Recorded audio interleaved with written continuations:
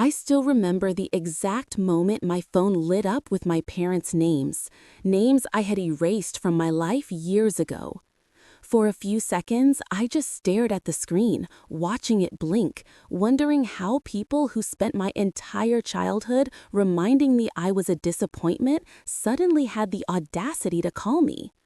When I finally picked up, their first words weren't, "How are you?" They were, "We heard you make 200,000 a year now. Come home." And for the first time in my life, I didn't feel fear or sadness or longing. I felt power. And the sweetest revenge of my life began with a single, calm sentence. No. Growing up, I never expected to be the favored child, but I never expected to be unwanted. My story begins before I could even speak. I was 7 when my father decided to tell me something that would shape the next 2 decades of my life. We were sitting at the kitchen table. My sister was napping. The house felt unusually quiet. Dad was peeling an apple, and I remember thinking how peaceful everything felt, right before he shattered it. He looked at me with this strange softness and said, "You know, when you were born, the first thing your mother said was, 'Why is it not a girl?'" I froze. At 7, you don't have the vocabulary to describe heartbreak, but you feel it like a punch in the stomach. I remember staring at him, waiting for him to laugh, to say he was joking, to say anything that would soften the blow. But he didn't. He just stood up, tossed the apple peel away, and left me sitting there with a truth I wasn't ready to carry. That was the day I quietly stopped believing I mattered. When my younger sister came into the world, my mother was screaming in pain and cheering at the same time. They told me later she was shouting, "Yes, yes, it's a girl." And as a child, I didn't understand why that hurt so badly. I just felt replaced, like I'd been holding a position that was never meant for me. Everyone celebrated her. Everyone adored her. Everyone waited for her first smile, her first steps, her first everything. No one asked about mine.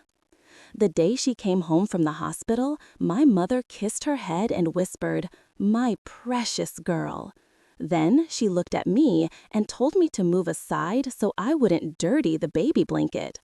I learned my place early. As the years passed, the favoritism wasn't subtle. It wasn't hidden. It wasn't even denied. If there was extra money, it went to my sister. New jewelry for her, new phone for her, tablet for her, clothes for her. I received hand-me-downs, sometimes not even those.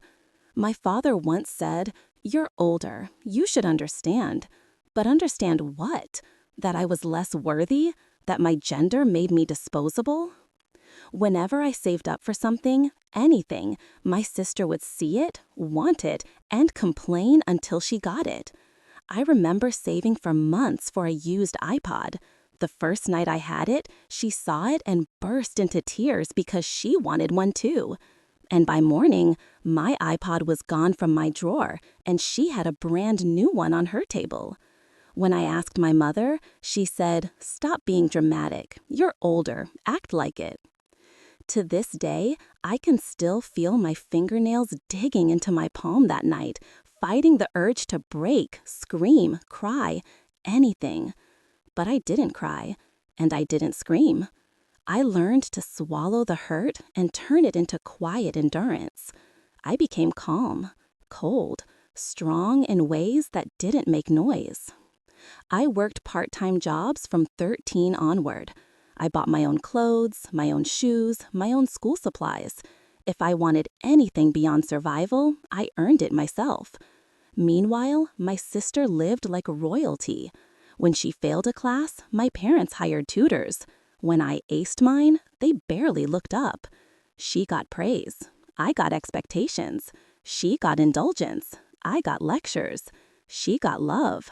I got responsibility. I watched it all with a strange detachment, like observing a play from backstage. Something inside me had already snapped years ago. Everything after that was just noise. The moment I turned 18, I packed everything I owned, which wasn't much, into a single suitcase. I left without drama. No yelling, no crying, no begging, no asking for help. My mother didn't even look up from her phone. She only said, "Don't embarrass us." It was the last sentence she said to me for years. I worked 3 jobs. I studied. I hustled. I learned to live on my own strength alone. Every burden my parents put on me became fuel. Every rejection became motivation. Every memory became armor. Slowly, painfully, relentlessly, I built myself. And then one day, after years of grinding in silence, I received an offer for a job that paid $200,000 a year. It didn't feel real at first.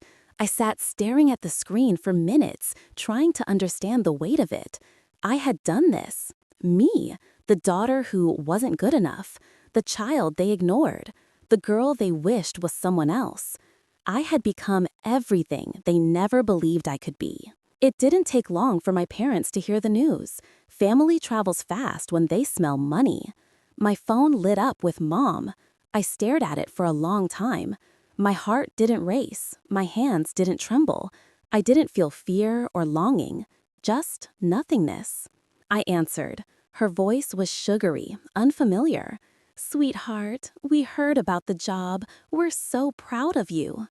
Sweetheart, proud, words she had never used for me in my entire life.